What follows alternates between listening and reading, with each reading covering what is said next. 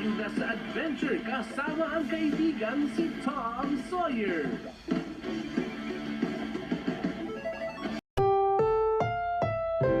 Ang susunod na programa ay Rated G. Ito ay pwede sa lahat ng manonood. Humayo ka, kaibigang Tom Sawyer. Maglakbay kung saan mo man naisip.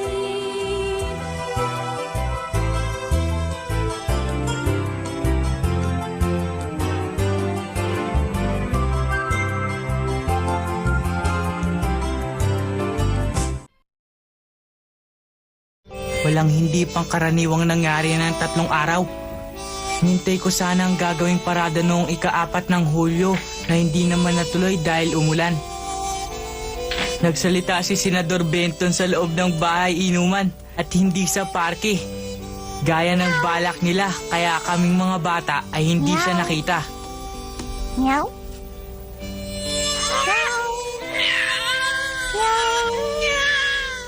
Meow.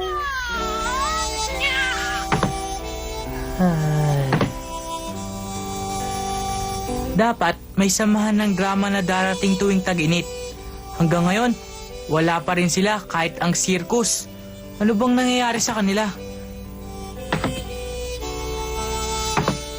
Ay, sana magkaroon naman ng kasayahan o kahit isang malaking libing. Tom, ulitin mo nga yung sinabi mo. Ha? Ikaw ha? Salbahe ka talaga. Bakit mo sinabing yumao na sana si Ginoong Fraser?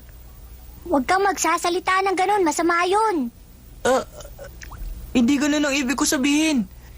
Sabi ko, pag yumao si Ginoong Fraser, malaking libing ang magaganap dahil dati siyang punong west dito, di ba? Kaya ba gusto mo na siyang mawala? Hindi naman ganun. Hindi niyo naman kasi ko nauunawaan eh. Ano ba to? Nakalimutan ko yata.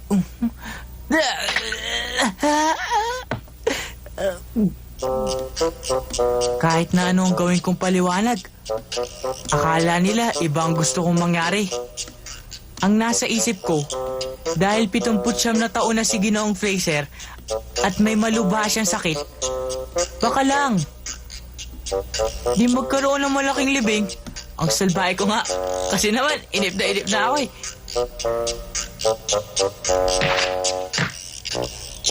Ay, talagang nakakainip.